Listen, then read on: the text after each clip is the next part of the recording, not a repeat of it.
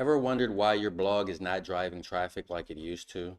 Or why tracking which marketing channels get credit for a sale feels nearly impossible?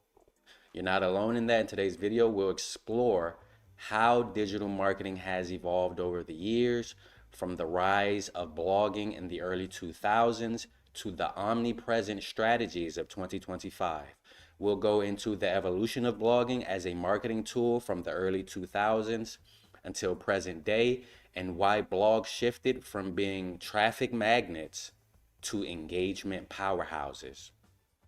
We'll also discuss multi-touch attribution. We'll touch on what it is and why traditional tracking misses the mark in capturing a channel's true impact, and why you need to be everywhere online in 2025. Imagine it's the year 2005. You hit publish on a blog post, and then you just watch the visitors pour in. Your blog is the traffic engine of your business. Fast forward to 2025 and the landscape looks completely different. Your blog posts now face stiff competition for attention, and simply publishing blogs is not enough like it used to be. Meanwhile, your potential clients and customers are hopping between Google, ChatGPT, Instagram, Facebook, etc. before they actually make a purchasing decision. In this video, we'll connect the dots between these shifts. First, let's travel back to the early 2000s and see how blogging became a marketer's best friend. Blogging in the early 2000s was like talking on a megaphone on a quiet street. With fewer publishers online, a well-optimized blog post could dominate search results and cause you to be heard loud and clear. In fact, companies that started blogging reaped big rewards. If you had a blog back then, you probably remember those days fondly. But as the years rolled on, everyone started a blog. By the 2010s, social media burst onto the scene and people began to spend more time on Facebook, Twitter, and YouTube. Many even feared that blogs would become obsolete. Instead, blogs adapted. Smart brands focused their blogs on in-depth, niche content that social media posts couldn't provide. Blogs then became the place for expertise and storytelling, while quick updates moved to social. Fast forward to 2025, and blogging is still a cornerstone of content marketing, but its role has shifted substantially. Today, a blog is less about getting instant traffic and more about engagement. It's more about education and trust. With millions of posts published daily, standing out means offering quality and value over quantity. Modern blogs aim to turn one-time visitors into loyal readers or customers by providing depth and authenticity. In other words, your blog post is now a tool to build relationships, not just grab clicks. A recent report put it perfectly. Blogs offer a unique space for brands to connect, educate, and engage with their audience. They're not just platforms for sharing information, but tools for building relationships, trust, and brand loyalty. This tells us two things. Blogs remain a powerful way to attract and nurture leads, and the content has to be genuinely valuable to rise above the noise. Simply put, in 2025, your blog is your engagement hub where you build authority and keep your audience coming back for more. It might not single-handedly drive all of your traffic like in 2005, but it still plays a critical role in keeping and converting the traffic that you do get to your website. So if blogging today is about engagement and trust, how do we measure its impact and the impact of all our other marketing efforts? That's the question that people want answered. Marketing attribution can be described as the science and art of answering the question, which of my marketing efforts actually convinced this customer to buy? In the old days, we might credit either the first touch, say for example the first blog visit, or the last touch, say for example a Google ad click, and we'll call that attribution. But today's customers often have multiple touch points, and being that they have multiple touch points with a brand before converting, we have to look at multi-touch attribution, an approach that shares credit across the interactions that led to a purchase.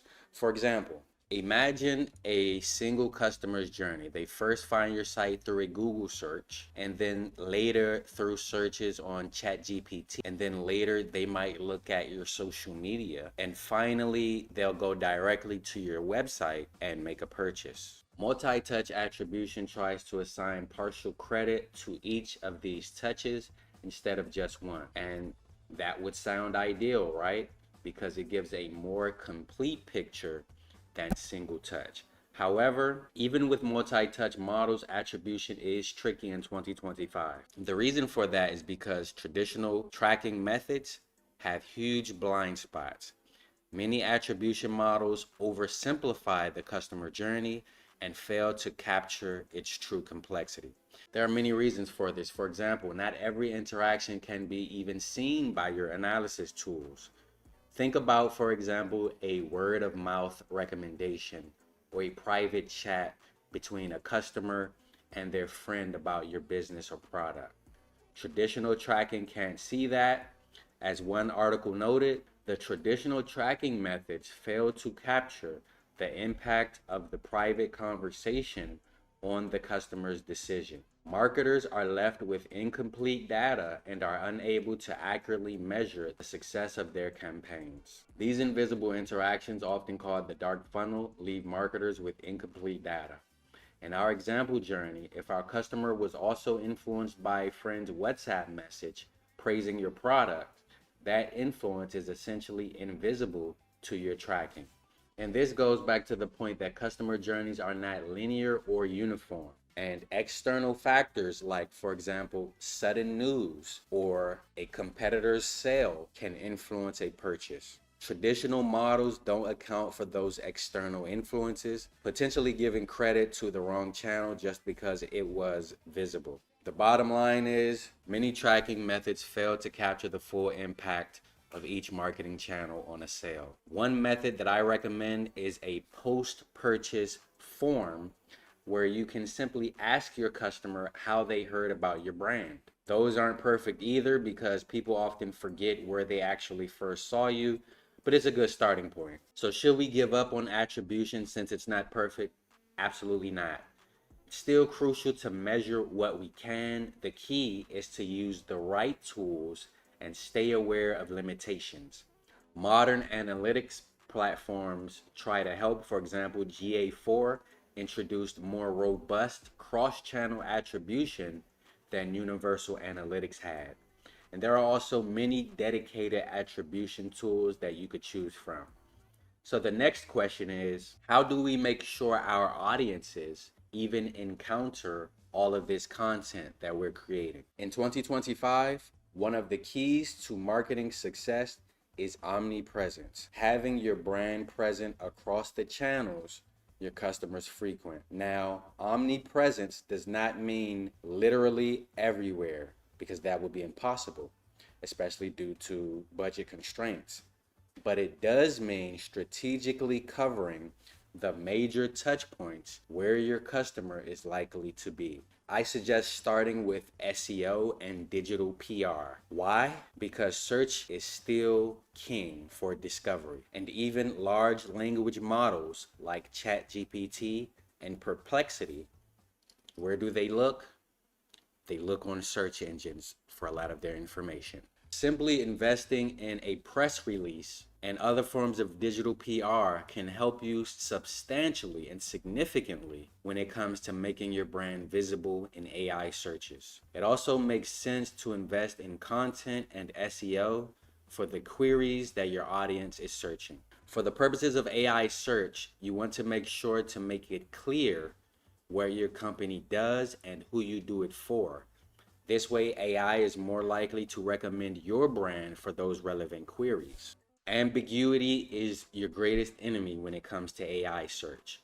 You also want to make sure you're active on social media. The reason for that is because aside from actively searching, people also passively discover brands on social platforms. In fact, Instagram is now the #1 channel for product discovery. And it's not just Instagram. Whether it's X, whether it's LinkedIn, whether it's TikTok, etc., Social media is where consumers spend a lot of their time. They say the average social user spends about 3 hours per day across platforms.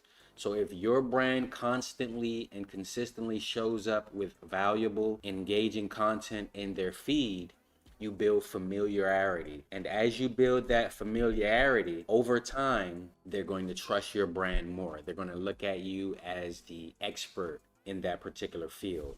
So focus on the one or two social platforms most relevant to your audience. Share the content that resonates with people. And the goal is to create touch points where people enjoy interacting with your brand. Now, while doing this, you should also run email marketing in the background. Think of email as the glue that holds your omnipresent strategy together. It's a direct line of communication to people who have already shown interest by subscribing or signing up for your content. And also remember that being omnipresent doesn't happen overnight. You start with solid SEO content, one or two social channels where you can consistently post, making sure you have those FAQs and information about your business clear on your website and online for those LLMs, for those AI searches to pick up. And you want to make sure you have an email capture on your site as well. And you want to put your lead magnet and email capture in the description box of your social media profile. So let's say, for example, you have a lead magnet that's, let's just say, a book that goes into details about your industry and how you can help. You want to make sure that's in your social media profiles as well as your website. Over time, you can expand into other channels, but nail the basic ones first. Be searchable, be sociable, and be in their inbox. There's an old marketing adage known as the rule of seven. It says that a person needs to see or hear your marketing message at least 7 times before they'll take action. And that was a handy rule of thumb in the advertising days of the past. But now in 2025, do you think 7 touches is really enough? Probably not. Modern consumers are inundated with information and they often take a winding path to purchase. So according to recent research and recent analysis, it suggested that the required number of touches varies a lot depending on the situation and the industry. But a 2025 study found that if someone is already somewhat interested, say a warm inbound lead who signed up on your site, they might need 5 to 12 touch points on average before they feel comfortable to actually make a purchase. But a cold prospect, which is someone who has never heard of you and isn't even actively looking, could require as many as 20 to 50 touch points. And that's not a typo, 20 to 50 interactions in some cases. So what's the big picture? Well, marketing is a multi-touch, multi-channel game now. Blogging and email can help build the relationship, but omnipresence ensures you're visible. And attribution data helps you refine as you go. When you put these together, you create a marketing engine that not only attracts potential customers and clients, but makes them comfortable and confident enough to become loyal buyers. Hope you found these insights helpful. If you did, give this video a thumbs up and consider subscribing for more up-to-date marketing strategies. You can also reach out to support@SEOrankmedia.com if you want to reach me directly.